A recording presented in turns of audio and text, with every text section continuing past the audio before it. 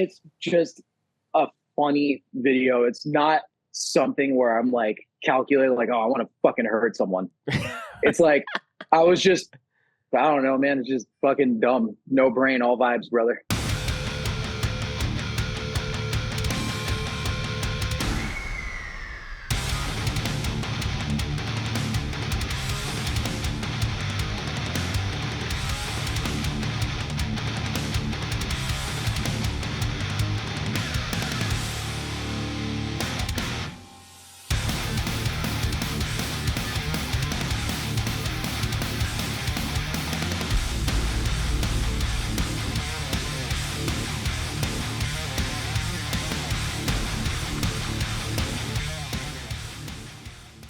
What is up, my friends? Thanks so much for tuning in. This is another episode of the Script Exposure podcast. We all love to see our friends win in hardcore. We like when our friends' bands get sweet deals, play dope sets, and even in the mix of that, I think it's always cool to see people that work very, very hard, and you might not have as deep of a one-on-one connection, but there's just an authentic side to them. And when they get a really cool opportunity, like the guest that I'm having on today, is you can't help but smile to know that they fully earned that. Stick to Your Guns has been a huge band for me getting into hardcore and just more heavier music in general. And I've also been following Adam and his drumming stuff for a long, long time. And when the announcement of him officially joining the band came to be, I was like, I need to hit up Adam when I want to have a sit-down conversation with him. So I'm very excited to be welcoming Adam from Stick to Your Guns, Internal Affairs, Dare, Abrasion, Twist of Cain, One Choice. How many goddamn bands is this guy in? Adam, thanks for joining me today, too much. man. Yeah, man. Thank you for having me on. Of course. I'm in way too many bands. I kind of need to thin the herd at this point, I guess. Have I missed any? I know you're playing in Berthold City for a minute, so... Yeah, I was in Berthold for a minute. The only thing I kind of do on the side, like I fill in for Upon Stone when they need someone as well, but that's not like a permanent thing. That's just helping them out when they need someone. Right. It's yeah. I don't know if it's a thing where it's like a drummer. Like, I don't think drummers and guitar players or bass players have the same, do you also want to start this project? Like, because it's just like, y'all are so few and far between, and you specifically have chops to show. So I can understand that a lot of people want to play in bands with you. So, yeah, thanks, man. I appreciate that. Of course. So, Adam, before we get into all the music chats, it's custom here to check Bev for the episode. Mm-hmm. So I think you have two. So I'm excited what you're bringing to the show today. Just pink grapefruit Perrier. It's the only flavor of Perrier that I really like. And then I had a long ass work day and just a little cold brew with almond milk. Very, very cool. In a fancy ass glass, I'll say. Simple. I mean, honestly, that's my wife. That's all her. I could give a fuck. Like, I could have plastic IKEA cups and wouldn't care, but she straight up makes this place a home. So I mean, good on her. Yeah, it is always the partners that actually like take us slubbish band guys that are just accustomed to a couch and whatever to be like, oh, this actually feels like a livable situation. So it's like anytime we have a friend stay over, I'm always like, fuck it, they could just sleep on the couch. She's like, no, we need to get clean sheets, we need to get the bed ready. Like, I'm like, dude, I promise put you, little they towels don't out. care. I'm right there. Yeah, with exactly. You anytime that's happening. I think I only mentioned the glass itself because I think I might have those glasses at my work on the bar side. Yeah. So I was like, that looks familiar. And that's like only fancy drinks go in there. So yeah. So for sure. Being out in Ontario right now, I've gotten to drink this a few times here on the show, and I've had my morning coffee. It's a little later in the day for myself, but I need a little bit of a coffee kick for the rest of the day. So I'm drinking what's called a Brust, which is a protein coffee. It's their dark roast cold brew blend. So it's 20 grams of protein, 100 calories, no sugar, just like just a little, kick in the butt to kind of end the day off. So I don't know about you. Like I'm not super like jolted by coffee nowadays. It can be like, I was up a little later than normal, but nothing like I can't sleep at all. I mean, I'm pretty hypersensitive to caffeine. I just still fuck with it anyways because It is what it is. Like, Yeah. You're like, I'll dance with it's the not devil. the smartest. Yeah, exactly. It's not the smartest, but I mean, it tastes good, so fuck it. I can That's lose fair. some sleep. Well, we can lose sleep together. Cheers to you, Adam. Excited to do this pod. Cheers, man. Fuck yeah, let's do it. So, pink grapefruit for the Perrier. You've gone through the other flavors, I'm guessing, to come to that conclusion. Yeah, for some reason, I just don't like the other ones. I only like the pink grapefruit one. Like the regular Perrier to me just kind of tastes like, I don't know. I don't really like it. But the pink grapefruit one is just like mellow, if that makes sense. Just like a very subtle kind of flavor. Yeah, exactly. Like it doesn't burn you drinking it. So that's fair. Yeah. There are some sparkling waters that I just can't do because like I'll have like a bubbly and like I'll be burping immediately. Like it's too like someone shot it with a shotgun of CO2. You know, it's just too much. Yeah. I mean, I love Topo Chico, but I feel that way about them. Like if I drink one of those, I know it's going to hurt going down pretty much, but right. Gotta do it sometimes. Yeah, that's true. So Adam, let's talk about some bands. Since it's your first time here on the show, I always like to get a little bit of origin for people that have never been on the show, you know. Like, I actually don't know if you've ever done many other interviews or podcasts or things of that nature. Oh, dude, not a lot. Like, surprisingly, almost none. I think I did one in like 2018, and that was strictly about like musicianship. Like drumming was like a part of it, but it was literally just about being a musician, right? If that makes sense. Yeah, and half the bands that we listed in the intro like didn't even exist at that point. So yeah, exactly. Yeah. So talk to me about like just generally how you got into hardcore, heavy music, however you want to spin it. Talk to me about the first times you were kind of hearing it and how you were discovering it. Yeah, for sure. I mean that's kind of a long one. Very technically, it's been around my entire life because I grew up the youngest of 6 kids, and the ages range from my oldest brother's 48 and I'm 29. Wow. So by the time I was 3-4 years old, my oldest brother was singing in a 90s youth crew band. So growing up, I would see Revelation records or Ambassador records, Indecision records, band posters like all over the house just because it was there. So I would see these posters of people doing like, you know, like the 90s, like hardcore jump. Sure. Like I would see them all over the place and be like, oh, I wonder what's H2O?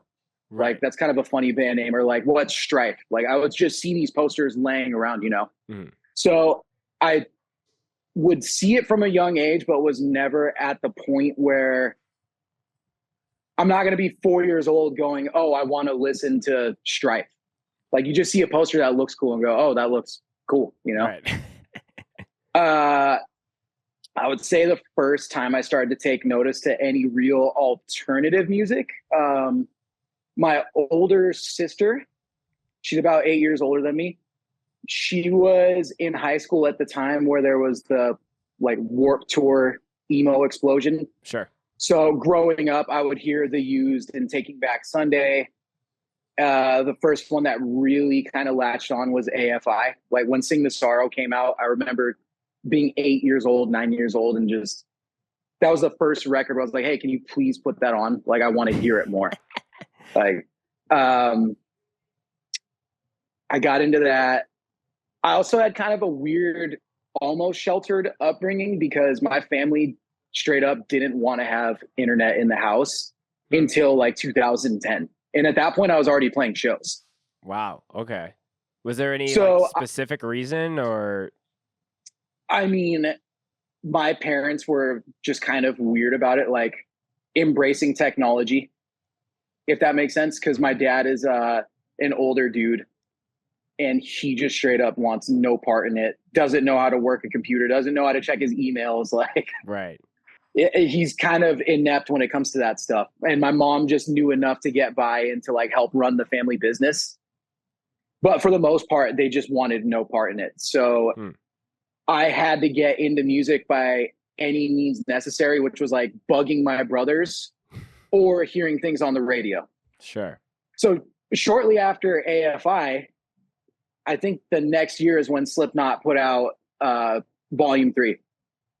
And then I remember hearing Duality on the radio at my parents' shop, and I heard the guitar riff and was like, what the fuck? Like, what is that riff? The dun, dun, dun, dun, dun, like the super syncopated, like punchy riff. Right. I just ran in the back and listened to the whole song. I was like, what is this? Yeah. And so I had to, yeah. I basically had to sit and hang out in the back of the shop until that song would come on the radio again so I could ask my brothers what it was. Right. Like just super ancient ways of finding new music. Yeah, this is no Shazamming, like, none of that. None of that. Yeah. It's just praying that your brothers are wise enough to be able to tell you what it was. Yeah, and when they saw that I had interest, they obviously helped me out because, I mean, this is back when CDs were everything. I mean, they had the CD books that were fucking that fat with everything you could want on it. So, like, at that point when I showed interest in Slipknot, they had their whole discographies already.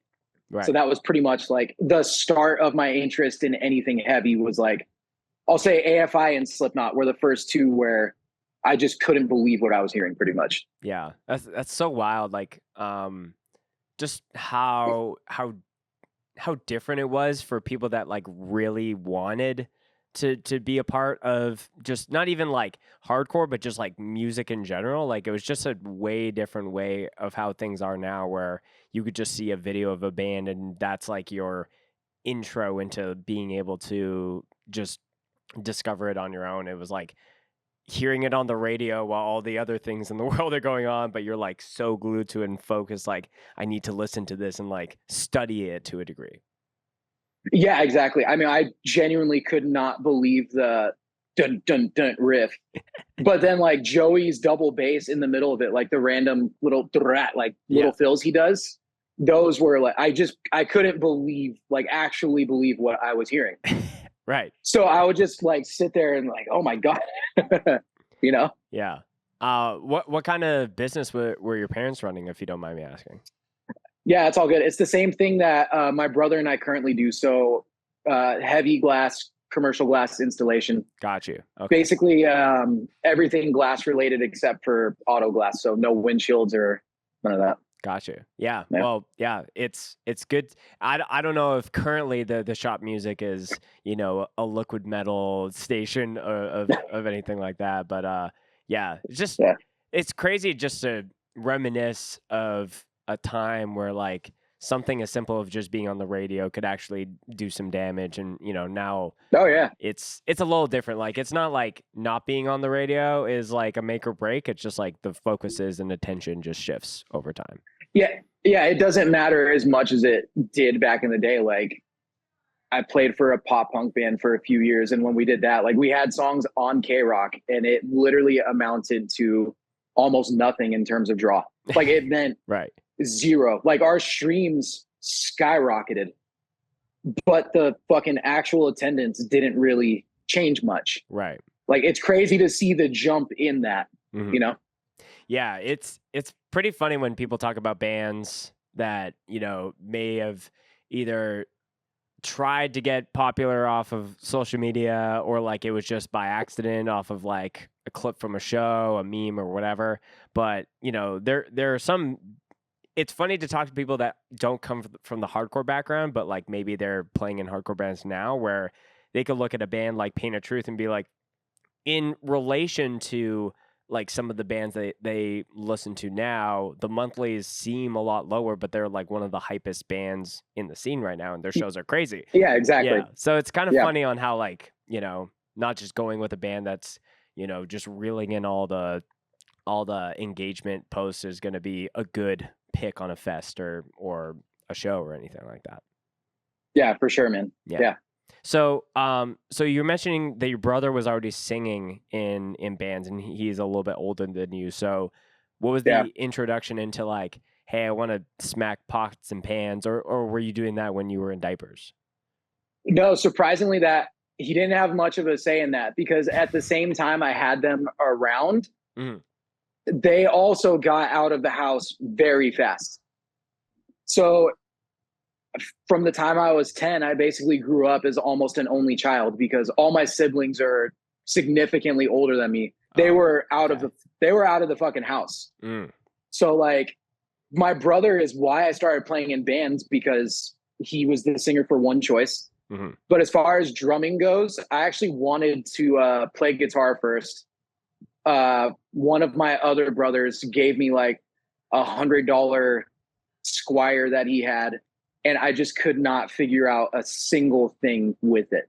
I none of it felt right. It didn't feel right in my hands. Holding a pick felt weird. Like I feel like an actual gorilla holding the instrument. Like it just didn't register with my head. Sure. Drumming started mainly by listening to the radio with my mom. And then it's a really bad habit that I still have, but I would just start tapping on the dashboard or whatever I could tap on to try and make the same sounds that the drums were making. Right. So like if I smacked leather on the seat with my thumb, it sounded close to the bass drum. Right. And if I like knocked on the window, it would sound like the snare drum. Right.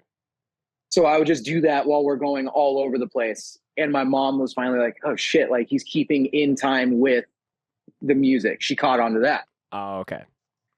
And then for my 11th birthday, I went to my first show. It was Shadows Fall, Lamb of God, and Slipknot at the College Arena in San Diego. It was the Subliminal Verses tour. And that's when Joey was still doing drum solos. So it was like the actual specific moment of the drum set, like going up and then flipping with the giant pentagram in the back, where I was like, yes. I've got to fucking do it one day. Like I'm going to learn it. Right. Right. Yeah. So it, like I've said it a million times, like on my Instagram or whatever, but Joey Jordison is for sure the number one reason why I started playing drums. Because if I hadn't have seen that, I maybe would have gotten into it eventually. But he's the reason why I went home and said, I'm going to learn how to play the drums. I need to do it. Right. You know? Yeah. Yeah. It's funny when you're at a show, and especially a drummer who's sick already catches your attention, but a drummer that is sick but also has, you know, good stage persona. I wouldn't say stage. Well, you could say stage presence, I guess, even though they're, you know, they're literally strapped to the kit. They can't like jump around. They can't kind of do these things. You can to a degree, but like sometimes it's like, I mean, Joey was a huge part of their stage presence. Oh, 1,000%. Like there's no doubt about that. Like the way he plays, like the big double-handed whatever, that's a part of it. Yeah. You know? Yeah. The stage flipping 90 degrees is just like the cherry on top of an already great Sunday. So yeah, for sure. Yeah. Yeah, man. Yeah. I remember seeing, I can't remember which album it was, but it was just that studio video of him where he's playing like a really crazy like green sparkle kit, and it's just him blast. Like I would watch that. I think I've probably watched that 100 times in my lifetime. It's like I've watched it a lot too. Yeah, dude, it's absolutely wild. I'm not 100% sure. I think it was the Roadrunner United record. So that's when Roadrunner took like all the all-stars and made them basically release like comp songs. So it was dudes from Suffocation and Fear Factory and Machine Head and Slipknot all like working together to write new music. And I'm pretty sure that's where that was from. Yeah. It's so funny because he goes from the and then he'll just go like and just go straight into blasting immediately. Oh yeah, man. So you see that in the flesh, you're like, I have to do this. Like, fuck this guitar. You throw it to the wind. You pick up the drums.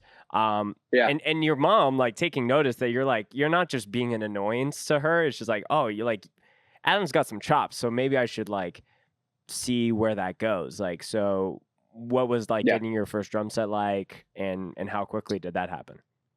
At that point, I just kept bugging to go to music stores because no one I knew had a drum set. So I just kept bugging, let's try and find a music store. I want to try and play a drum set, whatever. I eventually ended up going to a Sam Ash out in West Covina because my aunt used to live literally 5 minutes from it. So on the way to visit the family, my mom more or less said, all right, let's go in and see what actually happens when you sit at a drum set. And it was one of those things where luckily I've had good luck having a good memory for learning songs. Mm. But from the first time I sat down on a drum set, I was able to play basic Green Day songs front to back, just based off of memory. Even if it wasn't perfect or if it was sloppy, it was enough for my mom to say, oh, he's already learning how to play them, but he doesn't have a drum set. Right. So from there, it was just her convincing my dad, more or less, like, we got to get him into something. Because at the time, I didn't have any hobbies as a young kid. All I did was play PS2 and sit on the couch and just eat like shit. so my parents were trying to get me as active and kind of social and out of the house as they could. Right. Yeah.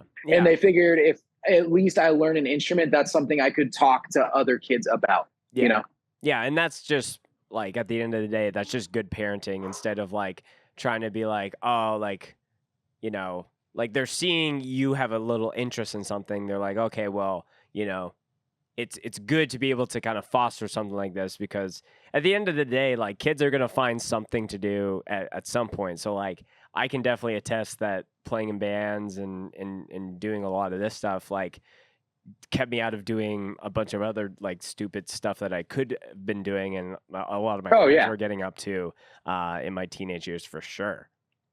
Yeah, definitely. I mean, this is the one thing that's kind of kept me on a straight path, because I mean, if you can't get across a border, it's hard to be a professional musician, you know? Right. So like there's ways to do it. Obviously, there's plenty of criminals that still score, but you kind of have to stay on the straight and narrow as much as you can, Mm-hmm. Was it like straight out the get-go that you wanted, like, did you have that idea of like being a professional musician, like using the term that you just did, or was it more like, maybe that just came later for you, but you just want to play drums? I knew that it was the only thing that I wanted to do. It was the first thing that I said, I just want to do this. I don't care about school. I don't care about whatever I was doing. I mean, being in the Boy Scouts, I could care less about that at that point. It was just drums was the only thing I cared about. And then I remember one of my older brothers had a friend that played in a local band in Lake Elsinore called Covette. He ended up actually singing 4 of Mice and Men for a minute. He was the guy that got replaced like at the very start. Oh, wow. Okay. Shaylee. I can't remember his other band. I think it's Dayshell or something like that. Okay. So my brother was friends with him, and he was the first person that told me, like, yo, he's actually making money off of playing music. Mm. And I could not believe it. And it's not that money's like the main inspiration, but it's like, if I can just survive and play music, then that's all I want to do. I could give a fuck about having nice things or living in a crazy house. Right. I just want to survive doing what I care about. Right. So I would say probably, honestly, not from the get-go. Like, I bought a pair of drumsticks and I have a practice pad when I'm 11 years old and I'm saying I'm going to make my living off of this. But within the first year to 2 years of playing drums, it was the only way that I wanted to. It's basically the only thing that I wanted to do from that point. Wow. So like early on, it was like, I'm going to find a way, and it might take a decade, but like, and it kind of did, you know, like. Oh yeah. Yeah, definitely. Like it takes, I mean, there's no shortcut to anything. I mean, there's some people that get lucky and their career explodes overnight, and there's no harm in that whatsoever. Like, good for them. They're just lucky. Some people just have to grind it out more. Everyone's path isn't the same. Like, it's just how it goes, and you can't feel bad about it. Yeah. I think it's like, it's interesting, just like in my own experience with like growing this like whole project, doing my own bands. Like, I think there are certain things that happen where people will rush to be like, well, that's only popping because he did X, Y, Z, or like it's affecting of this project. And, like there's so many other people that do other things, whether they play in a band, but they also do a podcast, or they do a zine, or they do photos, or they have a business that's totally outside of hardcore. But it's like all those things do expose you and do connect you to more people. But the thing that has longevity is like, is the thing good? Because I'm sure Yeah. we've all seen it where someone who played in a hype hardcore band, you know, in the 80s or 90s, and they put out a new project in the hardcore of our day and age, and it's not really Yeah. great. There might be more people that are initially going to check it out, but if it has no lasting impact, it's going to be like, whoop, all right, Yeah. on to the next thing, you know? So, I mean, honestly, I was kind of in a situation like that. Like, I mean, playing in Berthold City, everyone was in bands that I looked up to. Andrew and I were in Strife at the time together, started the band. John from Allegiance, Dennis from Internal Affairs, and then our friend Devin played in Final Fight. That was like the first lineup. And those were all bands I looked up to and was like, oh, cool. Like when we play shows, people will probably be super into it. And even though the music was good, it was one of those situations where as soon as we started playing shows, it was pretty clear that your legacy can't just like carry you. Like it didn't matter that Andrew and I were in Strife. Those first couple shows were just like 10 kids just staring at you, you know? Like it doesn't matter what band. I mean, there's some people that no matter what, whatever they do is probably going to be good from the jump. But that's extremely rare. Yeah.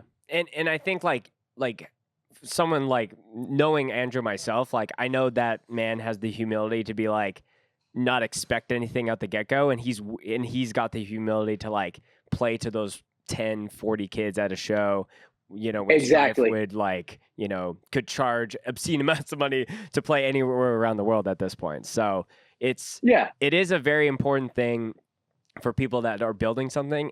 I always tell myself, like, you know, it's not a matter about if, it's just a matter about when. And like you said, some people can get that, you know, opportunities come and go in various sizes. Some people get it a little earlier, some people get it later, but you know, it's about the discipline and the diligence to like to show up and to continue to try. That's at least what I try to tell myself.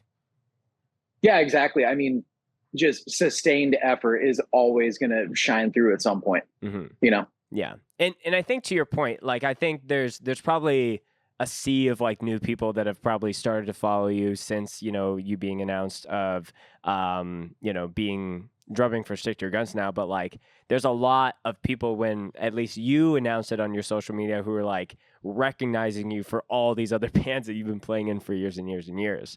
That was kind of nice seeing that, like in the comment section, seeing random, like a One Choice shout out or like a Twist of Cain or Abrasion shout out. Like it's cool seeing people did pay attention, even if they weren't vocal about it. Right.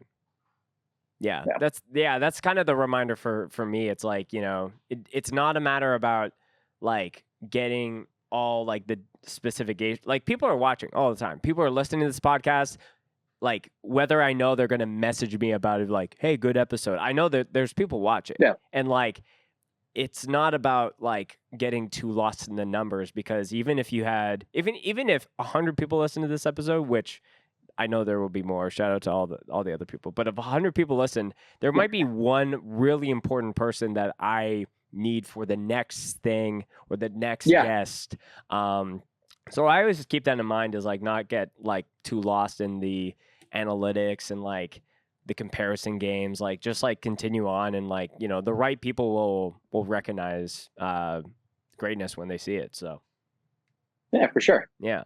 So talk to me like getting the call from Stig about the whole job situation playing drums. Like were there certain things that happened over a course of time, or was it out of nowhere? Talk to me about that. So if the call itself was out of the blue, but it's funny that you brought up, I'll circle back to it, how you brought up the like right place, right time, like one person being in a room. Like essentially I was at work one day, an extremely stressful install, just a 400-pound slab of glass, like just a miserable fucking day. Yeah. And Jesse Price from Abrasion Momentum, he called me probably about 3 or 4 times, and he never like double calls. And he Let texted me alone back triple saying, calls. "Hey, yeah, exactly." And he hit me with like I have a actual serious opportunity that like I need to know if you're interested in. Mm. So I kind of just sneak away and give him a call, and I say, "You got to make it really fast because I'm kind of in some shit here on this job. Like it's just not working out for me today." Yeah. I mean, yeah, exactly. And he was he basically told me like, "I know that you're not familiar with them because I was never like a stick to your guns kid." He says, "I know you're not familiar with them, but Stick to Your Guns is looking for a drummer, and Josh asked if you would have any interest in it. So more or less, even if you don't have any interest in it, I really think you should listen to some of their music and at least give it a shot, you know?" And I was like, "All right, well, just give me like 5 minutes." And so I just went through and like kind of like shotgun, like swiped through songs, just listening to them again. Cause I only had ever heard a handful of Stick to Your Gun songs. Sure. So I was just like, all right, I'm going to fast forward through a couple here parts. Like, let's hear the heavy parts, whatever. I remember I liked a couple songs off Diamond. So like, let me run through those again and listen. And I just texted him back like, all right, just get me in contact with him.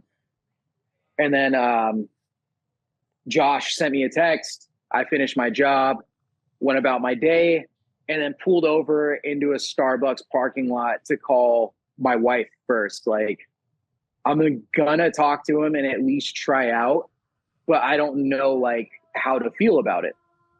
And she, of all people, like, "You're fucking dumb. Like, you need to be excited. Like, even if they weren't your, like, this is a big band that you want to try out for, just find things to like latch onto. Like, find a way to be excited." If that makes sense. Because at the time I was coming in out of the blue and was just scared. Like, how do I fill in for this or play for this big band? You know? So after calling her, I hopped on the phone with Josh and quickly let me know that they were doing 4 shows at Chain Reaction that they would need drummers for, regardless of if they were full-time touring or not, because each night there were songs off of 2 albums being played. Right. And then he also said that if I was interested to try out for more, then they're looking for someone to also finish out whatever touring cycle that they had for the year at least. Right. And I kind of just like spouted out yes before I had an opportunity to like put a cool guy answer together or like, let me check my schedule. None of that. It was right. Let me get back to you. All right. Yeah. There was none of that. I just told him like, all right, send me a list of songs that you want me to learn and how you want me to send videos or what the deal is. Mm-hmm. So he sent me 5 tracks, basically said, just do your covers or whatever, and then send them. Do you remember which 5 songs those were off the top of your head? Yeah, for sure. It was Weapon and World to Win off of the newest record. Such Pain, Amber, and Married to the Noise. And then I just did This Is More anyways, because like whenever I fill in or learn or try out for a band, my like gimmick, I guess, is that I always learn more than they say to learn. So I was like, all right, fuck it, I'll send that one too. Because I already knew that. That's was not like a gimmick. That's just smart. You're like, okay, you want 5, I'll give you 6. I mean, I don't want to come across as like an overachiever about it. You know, that's the main thing is like, I just want to, there's like a line of professionalism where they say to do this and do it. You don't want to come across as like overzealous, if that makes sense. That was the only thing I would get worried about. But yeah, those were the 5 songs that he asked for covers of, basically. Okay. So yeah, all this stuff is happening and it's funny how you're like kind of just like, I don't really know where these roads will go down. Like, but you had other people in your court being like, you should be excited. Like, you should really try to like go after it. And so like, is that something just like, this might be a little bit more of a personal question, but like when you play in bands and these kind of things happen, like, do you find yourself not like smelling the roses as much? Or you're just kind of like, okay, that's cool. Let's keep it moving kind of thing. I'm just kind of, I get what you're saying. There were little moments for sure. Like, I mean, there's sometimes where you have to stop and just calm down, because I get overwhelmed very easily just because of my workload with literally just my day job as well as the amount of bands I'm in. Right. Yeah. So it's hard for me to sit down and be like, okay, I'm going to appreciate what I have today, because sometimes there's just not enough fucking time in a day to sit down and say, I'm lucky to do this. You know? So it came in little waves for sure. Like the feeling of learning all the songs that I needed to learn, like all 43 of them for those Chain Reaction shows. The feeling of learning all of those, I just sat down in my car and was like I could breathe. Like now I just have to play them. That's the easy part. Like I memorized them. So that was a big one. The first tour we did, we had a day off in Greece. Or not a day off. We got into Greece early and then like played a show that night. But just walking through Athens and hanging out was like, yeah, this is cool. Like, yeah. I'm extremely lucky to be here again, because I had done Europe with Strife before, but I'm lucky enough to have gone once. I didn't expect for someone to be like, yeah, come back again. Right. You know? Right. Yeah. Yeah. There's little moments like that. Yeah. And I think that's I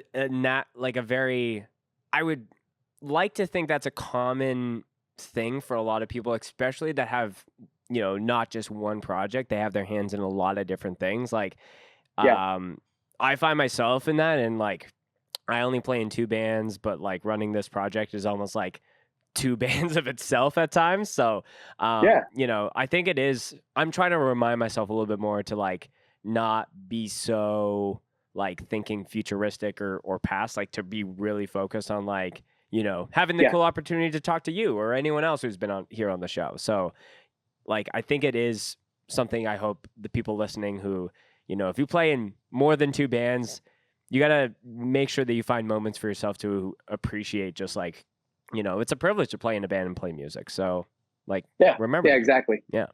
So I agree. We talked about the call you were mentioning. So you were mentioning how Josh was saying, like, was the initial plan to have a few different drummers for these, because they were anniversary shows for some of these albums, but were you like, I'll do everything. Like, just give me the at-bat. I'll do the whole thing. It wasn't so much I'll do everything. It was kind of a stressful time period, like typical in my life. I got the call. I called him and pulled over basically as I was heading to For the Children the weekend for that weekend, which was also chaotic because I had to do double duty with Abrasion and Internal Affairs. Right. So I was already stressing about the, 18 Internal Affairs songs that I learned, because they're all a minute to like, I think the longest song they have is maybe 2 minutes. Right. But it's still a lot. It's a lot. So I'm already stressed. And then I'm thinking about the fact that they're doing 4 nights at Chain Reaction. And I told him immediately from the jump that I don't know if I could handle all 4, but I'll see what I can do about the rest. Sure. And at that time I was like, okay, as long as I can learn 1 to 2 nights, that's still cool. Yeah. You know, I had zero intention on learning all 4. It just sounded like when you hear the number 60 songs, essentially, like you would have to learn 60 songs from a band you're not familiar with off of all of their records. That's a lot for almost any professional musician, any normal musician. Like, it's an extremely daunting thing. Right. So I never wanted to lead them on with, I could do all of it and then find out how to do it. It's the first time in my life where I said, give me a minute to figure it out. Because typically, like, I'll just tell bands, yeah, I got it. And then fucking stress myself out and give myself a heart attack learning their material. Right. But yeah, I let them know from the get-go that I probably couldn't do all 4. I got lucky with the fact that I pulled 3 of the 4. Right. Like the first 5 songs were the hardest for sure. Because I wasn't familiar with it at all. I remember I had one day I got stuck in jury duty, and I just listened to the 5 songs that they wanted me to cover for an entire 9-hour day, just sitting in jury duty, 5 songs on repeat until my brain just felt like mush kind of. And after those first 5 songs, I sent video, everything was confirmed for at least one of the Chain Reaction shows, basically. Like, basically we're going to book you for at least one and then figure out how many more you want to do or whatever. Right. From there, I told Josh, send me more. Like, send me whatever you want to send me, I guess. Yeah. Batch 2. And then he said, yeah, he sent me like 8 more songs. And for some reason, I don't know what happened. Within 2 days, I learned all 8. Like, something clicked where, like, that day of sitting and listening to those 5 songs, all of their songwriting just made sense from there. Interesting. Yeah, because that was one of my questions as usually, like, it's not just, like, knowing it goes from punk part to 2-step to breakdown. It's, like, especially on the drumming side, there's different, like, cadences and like isms that every drummer of any genre has. So for you to kind of go into that with like an already ginormous discography, it's interesting how it's like, like the first 5 were the hardest, but then everything else I understood the formula. And then it was just like more about, you know, the quantity instead of the equation per se. Yeah, definitely. I mean, I basically just had to learn how George played drums. Mm-hmm. That was the main thing, is I had to learn how this guy plays the drums, like what are his mannerisms, figure them out kind of like subconsciously, like just figure out what he's doing, like what fills he'll kind of go for, whatever, and then go from there. Yeah. Yeah. And then like the old stuff, old stuff is a completely different bag. That was like chaotic, but yeah. It's so wild to be like, it's not like I'm learning these songs. I'm learning how this old drummer plays the drums in general. That's so interesting. Yeah. Were there any things that like were more difficult because you're going to have your own preferences on how you're going to do a really short fill or something like that? Like, did you have to unlearn anything from your angle when it comes to the stick stuff? I don't know about that. There's just certain things that George does that I wasn't really like good at or practiced, if that makes sense. Like in my style of playing, it's very feeling and kind of emotional based, I guess, where if I'm feeling really good one night, I'm going to add a fucking fill here. I'm going to do something there.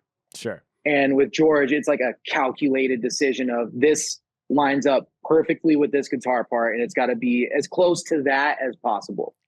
There's certain things, I mean, like, honestly, 3 feet from Peace, I didn't find out what the drum part was until like 2 or 3 weeks ago. Like, I just made something up. I made something up to like account for his drum beat in the intro, because it's a fucking super cool beat, you know? Yeah. And it's just not a style that I was kind of used to playing, because doing Abrasion, it's just basically a fucking metal band as far as the drums go, you know? Totally.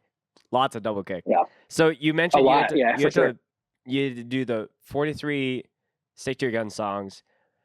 Yeah. Was it already predetermined that some of your other bands were also going to play these shows, or was it like Josh trying to scratch your back, like, hey, thanks for helping us out. Do you want to throw Twisted Cain or Abrasion on this shit?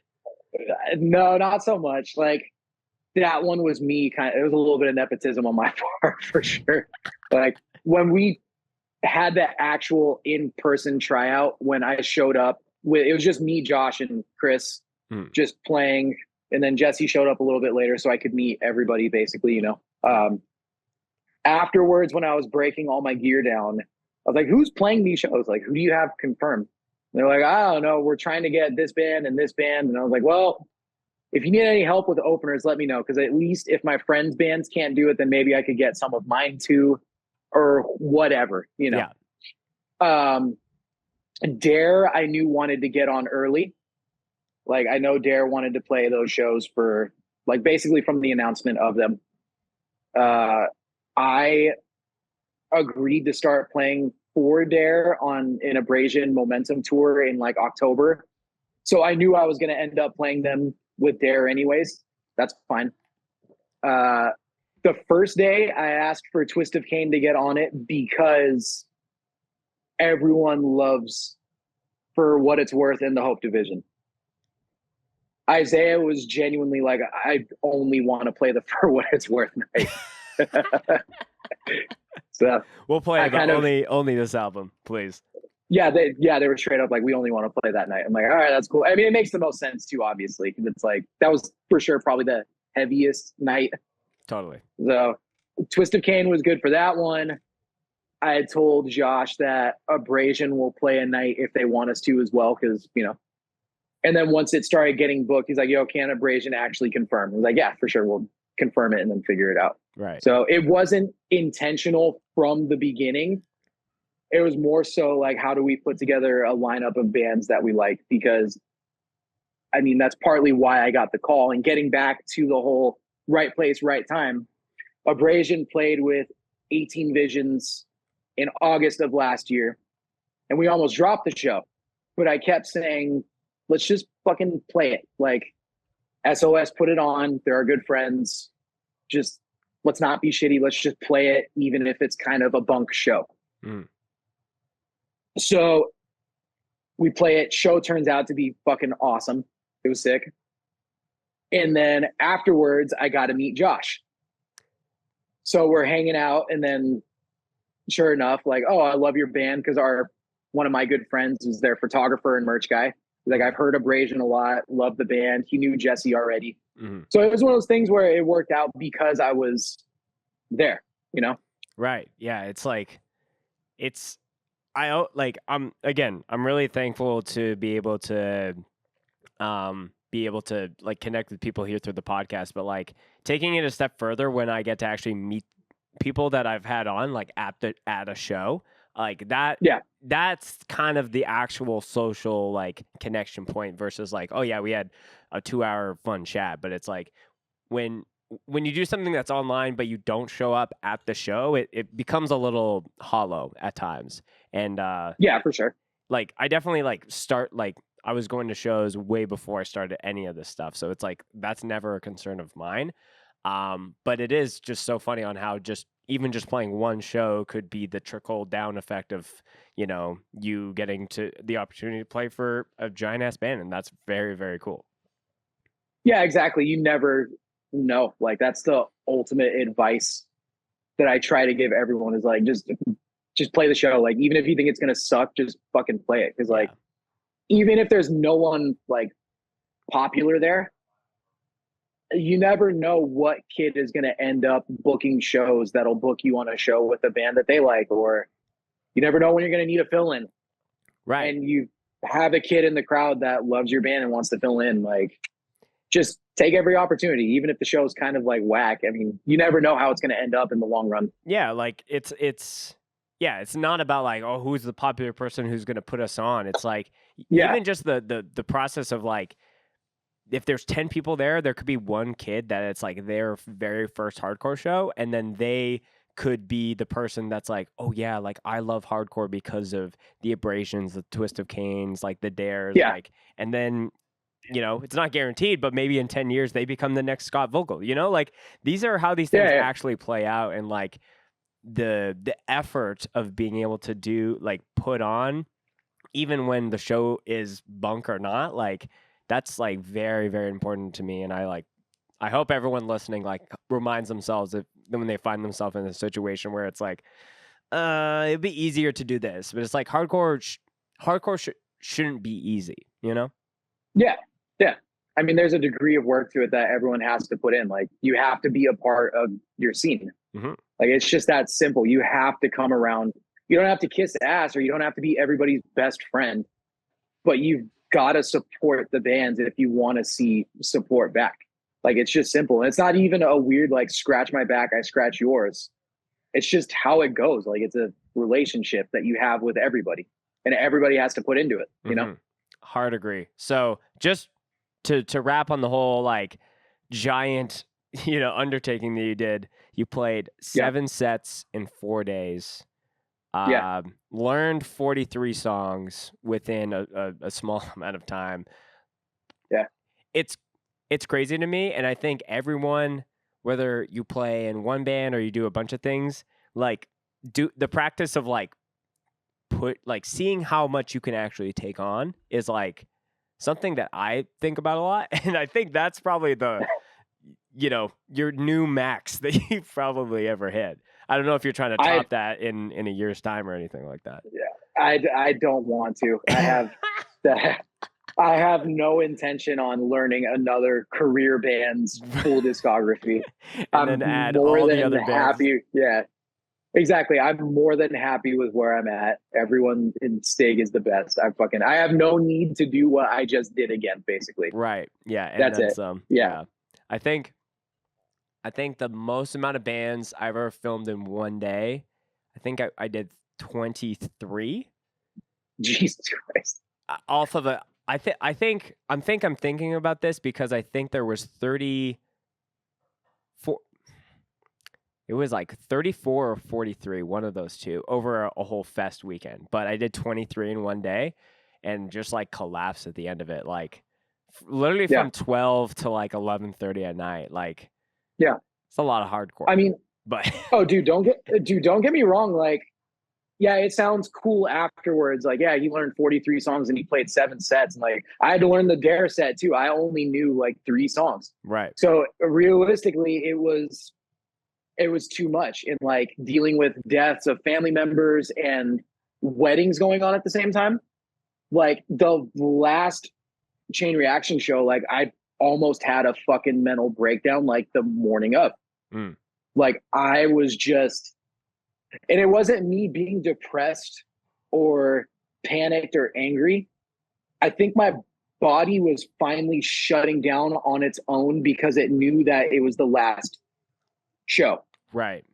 Like it was 6 weeks of my life, and only that 6 weeks, like all that it was learning Stick to Your Guns and my grandma passing and a bachelor party here and a bachelor party there. And then here's a wedding in out of state. And I come home and then I drop my wife off at home and I go straight to LA so I could do 4 days of Stick to Your Guns practice. Like it all added up to the point where right before the set, it's like, I don't know if I could like play these songs, even though I knew them like the back of my hand. Like it's not this crazy triumphant, like, oh, I did 43 songs and I was confident and I was happy. It was like, no, I was about to have a fucking meltdown the whole time, you know? Like it's for sure the most stressful thing that I have ever done, but also the most rewarding. Yeah. Like, I don't think I ever need to top that. Yeah. I wouldn't want you to top that, even if you were in the best place, like, you know, in your life. Like, I think that's the number, you know, that you can, you know, go to the grave with for sure. Yeah, exactly.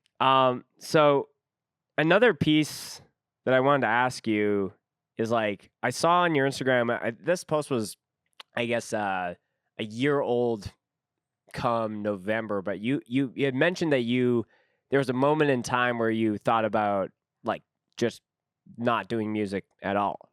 Yeah. Is there something specific, or is that like ancient history that not really worth us discussing? I mean, dude, I've had a few, like, I went through a real weird phase in my 20s. Like I joined Strife very young and was able to play some fucking amazing shows with bands that I grew up looking up to. And then I got this weird, like almost chip on my shoulder at 21, 22. Like I've never started a band from scratch by myself, like, or with friends even. It was always, oh, we need you to play for this band. We need you to fill in, whatever. The closest I ever got was joining One Choice when I was 15 because they didn't really have anything out. Right. And I was able to start building from there. But it was still established technically by the time I got to it. So I started this kind of pop punk, kind of rock band in 2016 and toured off of it for 3 years. And around the time I quit that band in 2019, because I just was missing being able to dedicate my time to the hardcore scene. Like there's no shade or disrespect towards the pop punk, Warped Tour, emo world. Everyone has their place. It just wasn't mine. Like I felt lonely as fuck, even with my best friends at the time, you know? Yeah. So I went through this crazy, like, I don't know if I want to play music anymore, because I was literally just like doing it with the hopes that one day I could pay my bills off of it. Right. Like there wasn't really as much heart in it as I should have had in it. It was just like, I put my time into this. I can't quit, because if I quit, then it's all for nothing. Right. And then I still ended up quitting and really felt that like, well, this is it. Like, I'm going to just focus on the family business and have a couple kids and call it a day and blah, blah, blah. And then that was the first real time I ever questioned it, but it went away quick. Like I basically more or less was going to join CU Space Cowboys. So I was like, all right, touring was cool. Like it's back again for me, you know? Sure. Didn't end up happening, which is fine. Life works out that way. COVID happens and I just wanted music more than anything else again. That's all I wanted.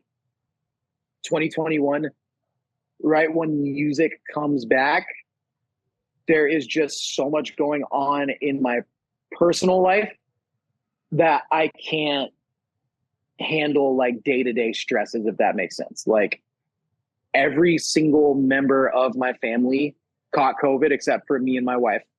And this wasn't Omicron variant, like you get a head cold and you walk it off. Yeah. This was this was the crazy one. It was Delta or whatever it was. It was the crazy shit where like dudes our age were just dropping. So my whole family got that. And I was like, well, my mom and dad are like getting older. My dad's not the healthiest dude. Like this is it. Like he's probably going to go. So I have that stress. I have to take on the weight of his business on top of mine and my brother's. Right. And then my brother catches COVID and his whole family catches COVID. So now I'm essentially running two companies by myself as a 26 or 27-year-old dude that's never had experience running a business. Yeah. And at that point, I just didn't want to do everyday life. It wasn't like suicidal. It was just every day was fucking hard. Right. Like every day was hard. It's just one of those things where it's like, I don't want to fucking play music. Like I'm just going to quit. I'm going to fucking settle down, run the family businesses because my family needs me right now. Yeah. And I'm just going to start a family with my wife and just move on and not stop going to shows whenever they would come back, because at that time shows were still not really happening too much. Like they were few and far between. I just was at a point where it's like, okay, this is like actual grown up life. I got to just settle down and like not focus on touring for the sake of my family. Yeah. You know, like that's like, it was just a weird wall. Yeah. And I appreciate you being so open about it. Cause like, I think there was a lot, like everyone was affected in some way, but whether it was like losing a family member, losing a job, losing some normalcy in their life, like everyone was on some kind of weird thing. And it's cool to see how a lot of people, you know, with that added pressure started like, you know, side projects that ended up becoming the main projects when shows came back, or maybe they started a label, maybe they started a podcast, whatever it was.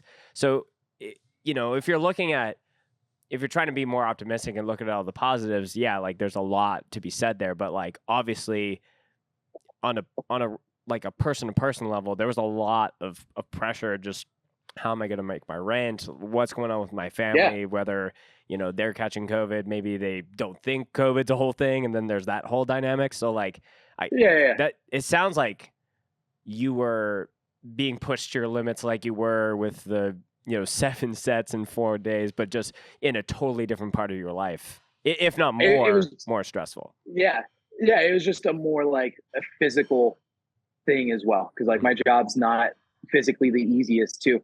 So, I mean, this is in the summer. So it's like, I'm installing showers by myself and I have to go outside and I have to cut metal in 110 degree temperatures. And like the metal gets literally burning hot and you forget to put your gloves on and you fucking burn your hand. It's like, there's just a million little things that add up that will make you want to break. Like it's all the little things, you know?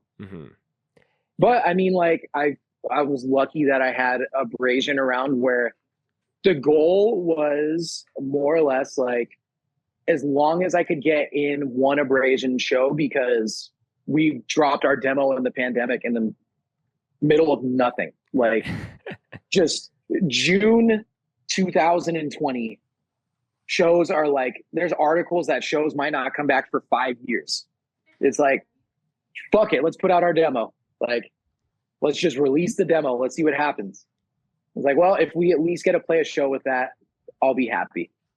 And happened. So it's like, that's kind of the one thing that kept me going, you know, like Abrasion and Twist of Cain pulled me out of that slump of like, quote unquote, like craving normal life.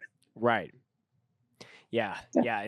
And I've definitely needed like the current time of recording this episode, because I could be listening this back in 5 years, or someone could be listening to this 5 years from now. But like, I'm currently like away from all of my bands and all of my projects and my local scene. I'm just kind of on the opposite side of the country right now, and it's like been a lot for me to kind of like not have that normalcy of like being able to just like go, like it's not about playing a hype show and having everyone be like, yo, that's it, the set was sick or anything like that. It's just like seeing my people and just like being able to play music and like, you know, sharing that experience. And because I've been removed from that, I've gone to shows here and it's been cool, but I saw quickly that it's like, these might be my friends that I've made through hardcore, but this isn't my scene. So when you're removed from that, whether it's a pandemic or a move or a family situation, like it eats at you. Yeah, for sure. I mean, I can't imagine moving, like I don't even live in LA, like moving out of California. It's just, I've made a lot of friends touring, but I can't imagine not being able to be at midnight hour to watch Vamakara and Momentum play. Right. Like the idea of me being home and not being able to go see my friends at a show, the idea of that alone just sucks. Mm-hmm. So I'm sure you're kind of going through it, but also it's probably a moment of personal growth you need. Yeah. Yeah. And I appreciate you saying that, because that's realistically kind of what it is. There's a lot of, you know, additional pressures on what's going on, but like it's for a reason. And like the goal is to be able to like, once I go back, to be better than I ever was. But, you know, that's easier said than done, obviously. Yeah. Yeah, for sure. You mentioned California, and you mentioned internal affairs a little bit ago. I want to quickly talk about a video that went, I would say, like semi-viral of you playing like the drums for them. And and I only say this because I still get notifications to this day from my comment on the video.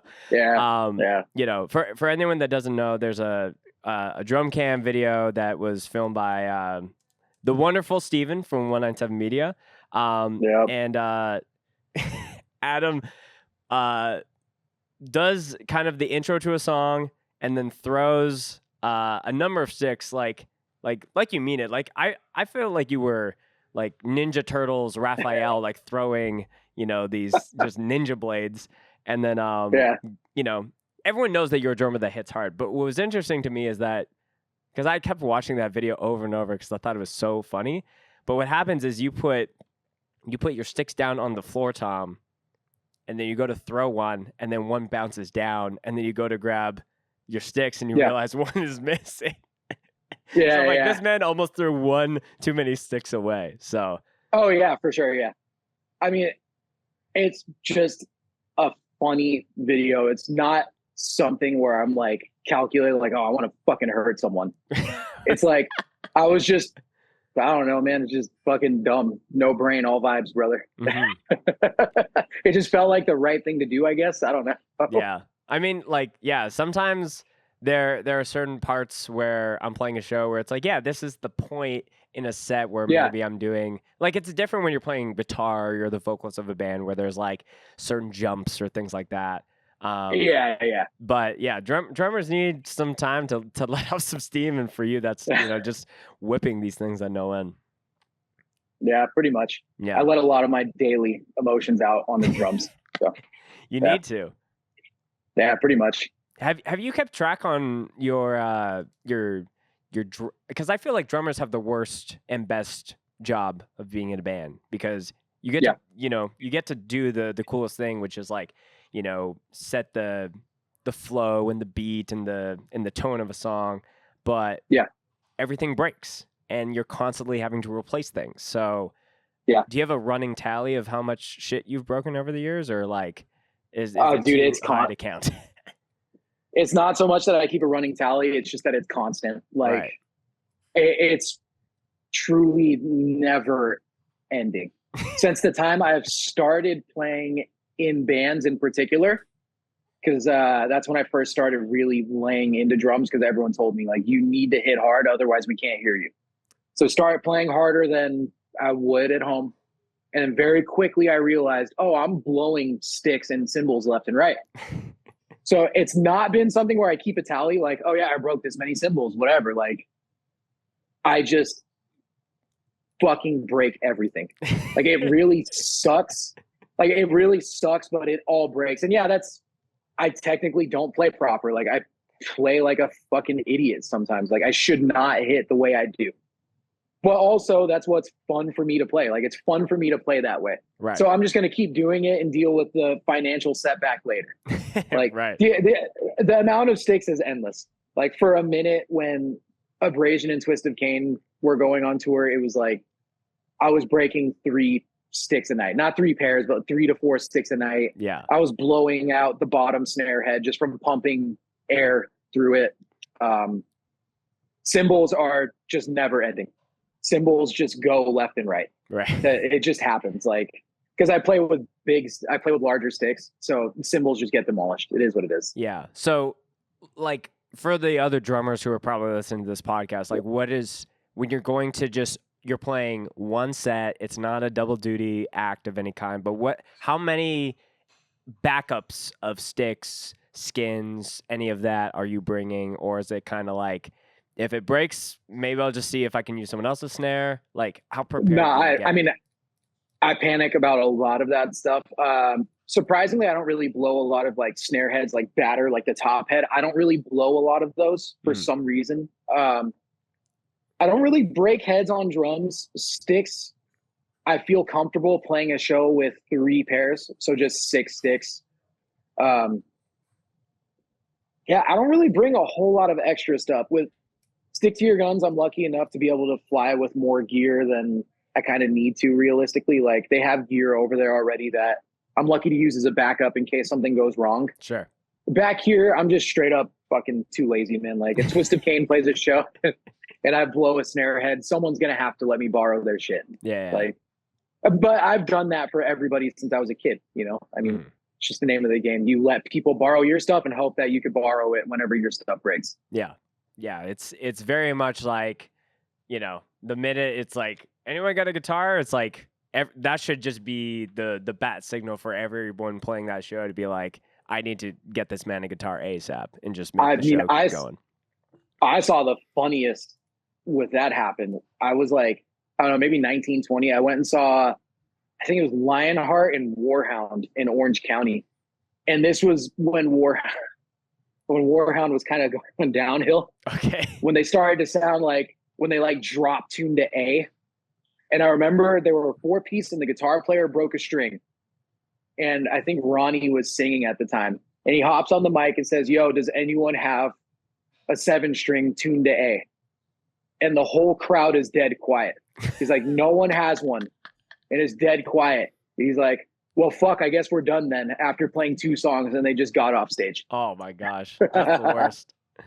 Yeah. Yeah, I've seen, especially at that time, like, no hardcore band would, like, for the life of them, tune down that low. But now that's a little bit more common.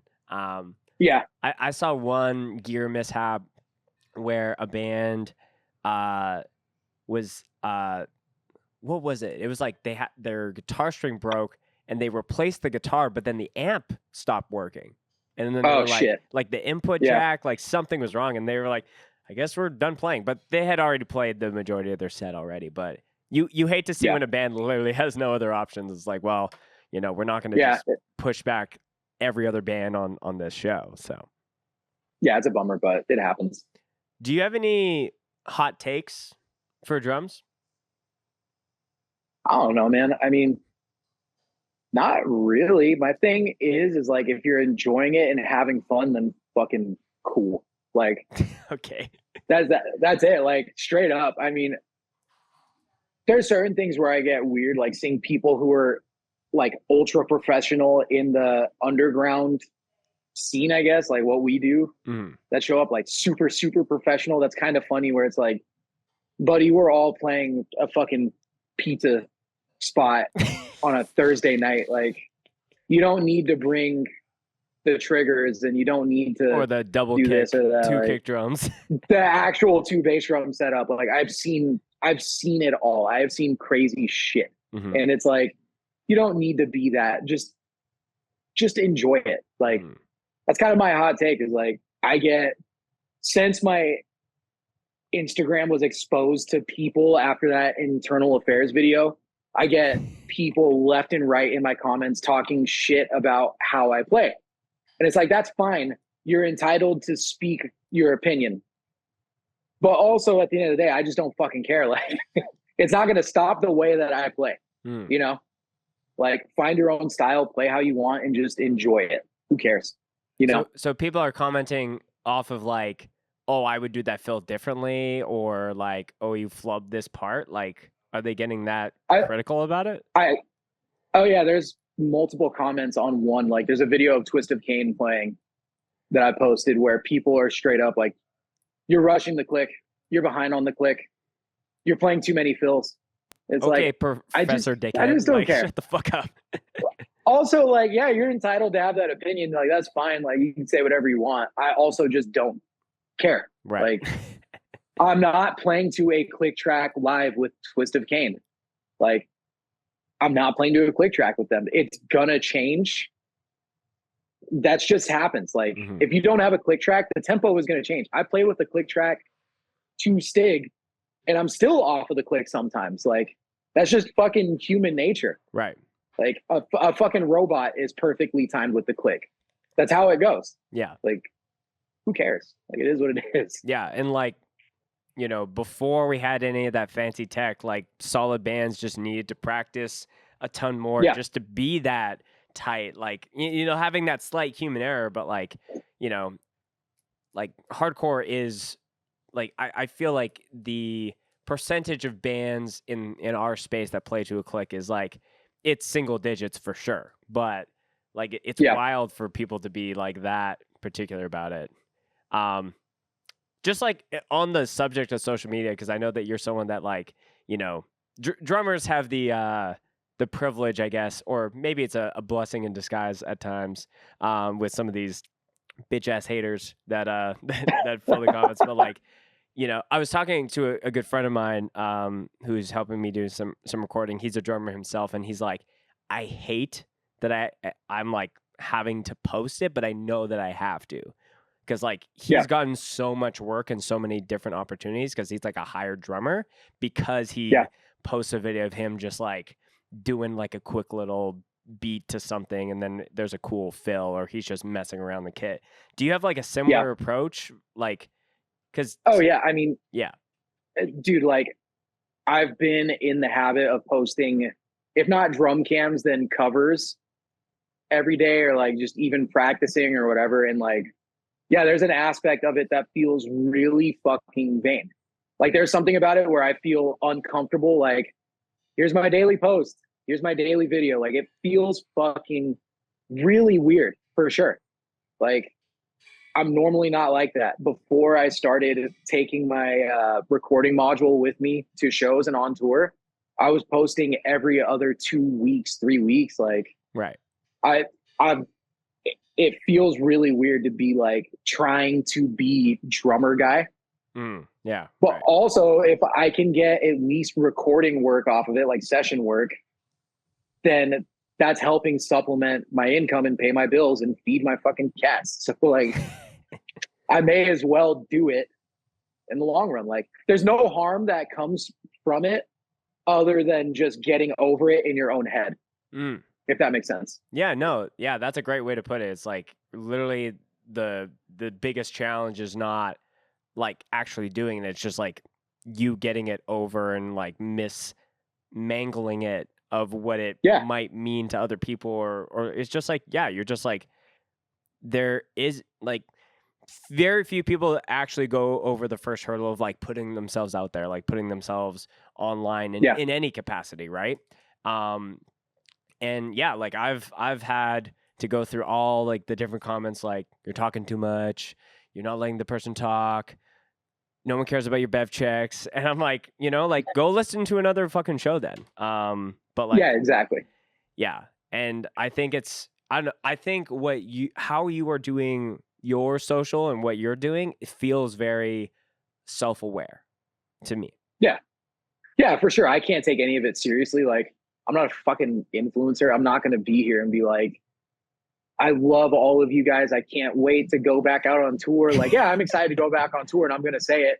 But also, like, I've ran out of captions. I'm going to say just dumb shit that comes to mind because I just don't know what to fucking say. Like, I don't know how to be clever. I don't know how to put a caption together that's going to fucking boost engagement. Like, that's all rocket science to me. Like, none of that shit really. Yeah. You're not going to get like a big LED background with a fucking ring light. Like, dude, it doesn't calculate in my brain. So it's like, I'm going to write what I'm feeling in that very second. And that's it. Like, that's all there is, you know? And like, again, this kind of goes back to an earlier piece we were talking about where it's like, you can't really like only live off, you can't continue off of your legacy if like your new shit sucks. There's plenty of drummers that I see in my Explore or my For You page or whatever. And then, like, did this person actually play in a band? And then their band just sucks. Ass. Yeah. Sucks so bad.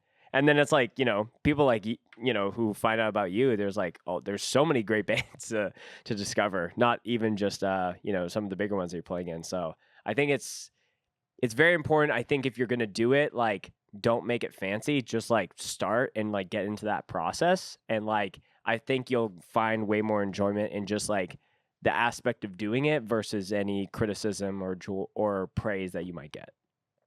Exactly. What like you mentioned your module, because something else that I noticed is like, just like the quality of some of your videos, and there's no mics, there's nothing crazy. Like, is there anything specific that you're using to kind of get the crispy quality that you have? Yeah, for sure. And like, I owe this thing that Yamaha made, like, my career, I guess. Okay. Like, I owe them that because like I'm a caveman when it comes to working Logic and computers. I don't know how to do any of that. Mm-hmm. So Yamaha makes a product. Yeah, straight up. Yamaha makes a product called the EAD10. And it's just a trigger microphone that attaches to your bass drum hoop. But the microphone it's basically like recording a kick trigger audio with a room mic, and it hooks up to your bass drum. Okay. So and the thing that's nice is that the actual module itself has certain effects. So I always get asked like, oh, how do your drums sound so good with no mics or whatever? And it's all it is one microphone capturing everything with just some compression. Because compression literally makes a drum set sound like it was recorded in a great studio. That's all it is. So it's nothing crazy. It's just one microphone. And there's also an app for when I do covers, even though those are kind of few and far between now. But like, they have an app that's extremely user-friendly that makes things a breeze, basically. Yeah, I might do some research on that for myself because, like, as someone that films bands and usually for fests I try to rock some drum cams. Like right now, I've only used like a video microphone that's like dynamic and it's pointing at it. But I think it would be cool, especially if a drum set is like, it's the same shell pack for every single band, and I could get that set up. So I might be picking your brain a little bit more after this when it comes to that. Of course. Yeah. So I like to ask this question also, Adam, because, this is going back to the Stig stuff.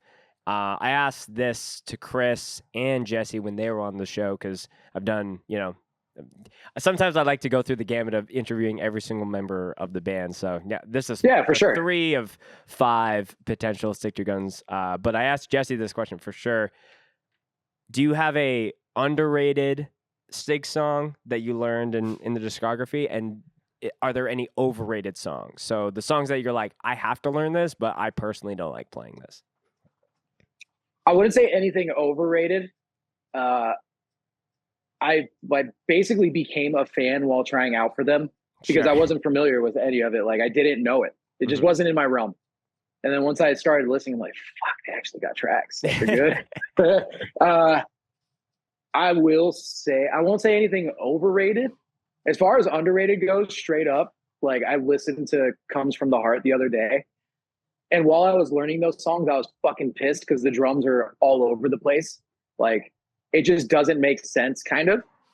But then listening back to it, I'm like, yo, there are some genuinely like gnarly songs on there. Right. Like fucking Heart from the Heartless, like the first song, the breakdown is fucking insane. Like, I feel like if a young band were to write that now and put it out, everyone would be like, oh, fuck. Like, right. it's really, like, it took me off guard. I was like, oh, fuck, they got really heavy stuff. Mm-hmm. I would say most of those songs were, like, abrasively heavy. So nothing overrated because, you know, you've discovered a lot of these tracks, even the ones that Jesse or Chris might say are overrated because they're a lot newer to you. Yeah, they're all still pretty fresh to me. Yeah. So I'm sure at some point I'll be give it a year, you'll be like, yo, I need to come back on the pod. I have an updated answer. Yeah, exactly. It's like, do I really have to play Nothing You Could Do to Me again? Like, do I have to do that tonight? But right now everything's dope. Like, everything is fun. Speaking of newer music, and shifting over to some other bands, I know Twisted Cain just put out a new single, Nothing, Built to Last, pretty recently. Do you want to talk about any new things? Because, you know, it's definitely one of your main babies when it comes to, like, stuff that you helped build from the ground up. Anything you want to talk about new music-wise for Twist? Just working on it, just writing right now. We keep getting asked if there's like an EP kind of like in the canon ready to go. And I wish I could say there was, but we all have crazy schedules. I tour a lot more now.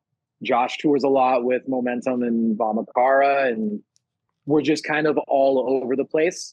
We wanted to make sure that we put out Built to Last in time for the summer, realistically, just for kids to have something new.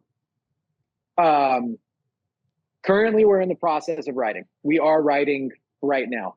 Cool. We're just all very neurotic about what's going to go on the record, what's good, what's not, what do we think's corny, what do we think's not corny, like how crazy do we want it to be, how relaxed do we want it to be. It's like we're just kind of in our own heads about it a lot, but we are for sure in the writing process right now.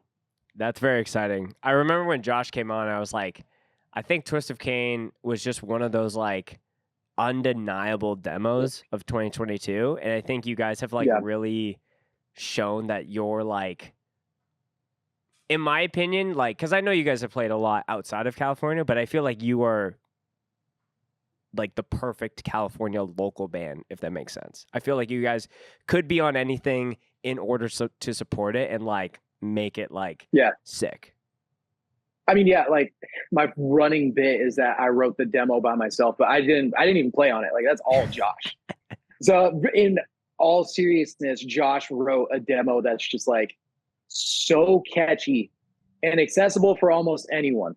Where it's like, if you're a fan of Madball, or if you're a fan of like Fury or Freedom, or even like a God's Hate or whatever, there's literally something there for just about everybody.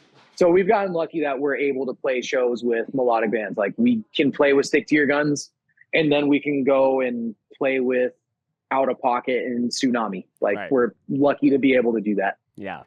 When it comes to new things for Abrasion, is it a similar thing as far as we're doing stuff, but we can't talk about it? But it's not that we can't talk about it. I mean, we got 2 new songs completely demoed out. We got rough vocals, rough instruments, all that fun stuff. Realistically, we just need to lock down a recording date.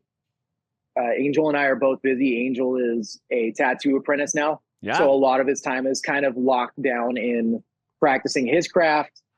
Jesse tours a lot, doing merch and working for a million different bands. And then obviously I have my commitments. So we're just kind of, we're not taking a break, but we're just figuring out what the next move kind of is. Right. if that makes sense. Totally. Like we're all just scatterbrained and all over the place trying to figure shit out kind of right now. Yeah. But there are 2 new songs literally just ready to go that need to be recorded that are my favorite Abrasion songs. We just need to stop being lazy and record them pretty much. Yeah. Sometimes when a person has, like, if you're looking at their hardcore resume, like, you know, someone's looking at the title of this episode and they're seeing all the specific bands that you're playing in. Maybe not all of those we're practicing once a week, because literally you would have 7 days of band practice every single week. Exactly. But, you know, sometimes it's like, okay, this band, I need to focus on it a little bit more because we have this release or we have this deadline that we're trying to hit. And some it's like, yeah, this could be on pause or be in neutral at the very least for a few months while I'm focusing on this. And it kind of just jumps back to Exactly. Yeah. No plans for new bands, right? For new bands? Yeah. Like making a new band? Fuck, I hope not. I don't know. There's a million things that I want to do. I'll do them at some point. Mm-hmm. I know I will. It's just right now I'm taking time to kind of just enjoy what I'm doing. Yeah. If that makes sense. Like how we talked about even if you said, I'm thinking about doing this, I'd be like, Adam, don't do it. Yeah. You got too many things. Yeah, exactly. Yeah, for sure. I mean, I've told my wife before, like, I want to try and play for this band. And she's like, you're fucking crazy. There's too much going on already. I'm like, yeah, you're right. Yeah, you're right. All right. Adam, before we wrap up, I always ask the same kind of outro question for all the episodes. Yeah. Tell me a favorite mosh-related story that you would like to end on. So that could be wholesome, gruesome, something that happened to you, something that you did at a show you were playing or not, whatever's first to your mind. I mean, I've been playing shows for 15 years now. I've seen a lot of wild shit. Like I've seen like a dude get dragged out of Shea Cafe and his kneecap did like the Mr. Deeds thing. Like, you know how homie like grabs his knee and like moves it? His kneecap was like almost sideways. I was like, oh, that's wild. But the absolute gnarliest thing I've ever seen, One Choice toured Mexico with Rotting Out in 2013. So this is like right after The Wrong Way came out. We're in Mexico City. It's the last night of tour. It's fucking crazy. There's like 800 kids in a warehouse. You can't breathe in the room. It's insane. Some dude jumps off the stage, and the next thing you know, all music is stopped. Everything is done. Everyone's quiet, and there's just a hole of kids. I'm like, well, I kind of want to see what's going on. So I walk up, and this guy is just like comatose, asleep on the floor, like no blood, just comatose. And then I don't speak Spanish, so I'm just listening to everyone trying to ask people in English, like, what is happening? Right. They're like, oh, he stage dove, and they're trying to figure out like why he won't wake up. And then sure enough, someone actually tells me in English, like, yeah, like we just checked his pulse. Like he's fucking like, he's not alive right now. Like he's fucking dead. And I'm like, no way. Like that's kind of crazy. So then. Death by stage dive? Well, I need to see how this story plays out. So it's still going. So basically at that point, someone's like, get the fuck out of the way. And someone starts giving him CPR. And for some reason, they like, obviously in the medical field, you kind of strip people down. Sometimes you have to. Right. So they pulled his shirt off. All right. That makes sense. And then they just fucking pull his pants and underwear off and just lift his legs and ass up off the floor. Like the circulation thing, I understand. Like lift his legs up. Sure. But he's just dick out getting CPR now. Like, yeah, it was fucking obscene. It was weird. So next thing you know, some other kid runs up and is like, and waving his hands like, no. I'm like, what the fuck is going on? Yeah. And this kid pulled me aside and said that he was like the local resident drug dealer guy that has been responsible for like people ODing, and like he fucking pistol whipped the kid outside of the show. And the kid was basically telling them like, let him die. Oh my God. And it became this weird back and forth telephone game where I'm like standing here like this. And then George and Walter from Rotting Out are like, what's happening? So I'm just like running back and forth. Like, He's dead. They're giving him CPR. He sells drugs. Like, his dick's out. Like, there's a lot going on right now. And then out of nowhere, it's like Pulp Fiction, just fucking jumps up off the floor awake. Just dick out, pants around his ankles, and just pulls his shit up and just leaves the venue. And then they finish the set. I wonder where he's at right now. I have no idea, honestly. It was still the craziest thing I've ever seen at a show. That might be one of the strangest mosh stories that has ever been told here on the show. Dude, believe me, it felt unreal being there. Right. Like, I wish I could say I was exaggerating or making these details up. Right. But, like, this shit just happened. You're like, where's Ashton Kutcher? Like, where's the cameras? Like, yeah, it was unreal. Man. Well, I was, you had, like, I thought that we already hit the punchline, but there was even more to the story. Oh, no, yeah. That's crazy, dude. No, man. I had you in the first half. Yeah, you really did. You really did. Yeah. I am, again, that curiosity of how many people actually know CPR, but that guy knew a different kind of CPR. I guess. Not one that I would recommend for a hardcore show. Yeah, for sure. Yeah. Adam, it's been really great to finally do this. I know we've been, having almost like very conflicting schedules, but I'm glad that we finally got to sit down and do this. All the links to your stuff and all the bands that you're a part of will be in the description in the show notes. Anything you want to send the people off with, anything you want to plug or anything you want to shout out? Yeah, two things. One, if you have any extra means or time, try and donate whatever you can to Year of the Knife. Right now, they're currently going through one of the worst things I could possibly ever imagine as a married man. It's something that no one would ever want to hope for or imagine. Just try and send as many resources as you can, even well wishes. And just reach out to people you care about, I guess. I mean, I don't know. It's kind of that simple. Take care of your loved ones and then try and help out the band in need. Yeah. Everyone's scene is kind of like, the scene's very tight knit.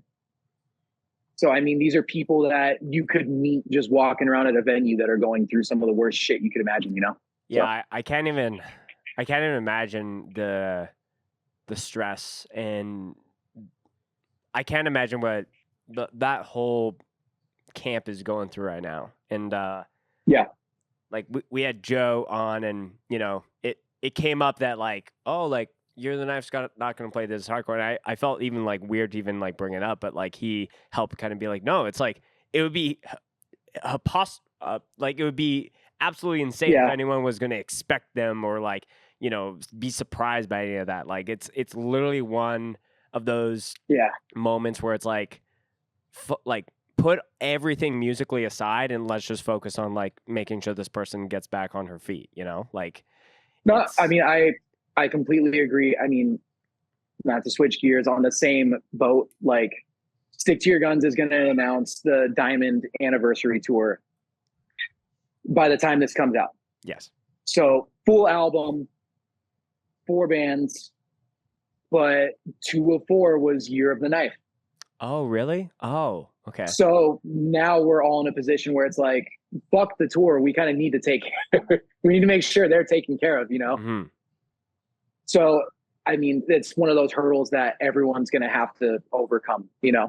Like, it's just missed opportunities left and right. Yeah. And like, just to continue on what Adam is saying, it's like, if you saw it the first time, like when it was initially posted, and you still see it on your feed even like weeks after, continue to share it, because like this is an ongoing thing that like their entire family will have to deal with. And it's if you have some extra money at work or like whatever you can do, like I know Scoped has sent some money my way, and I'm almost in a mode of seeing if we can send any more, because like to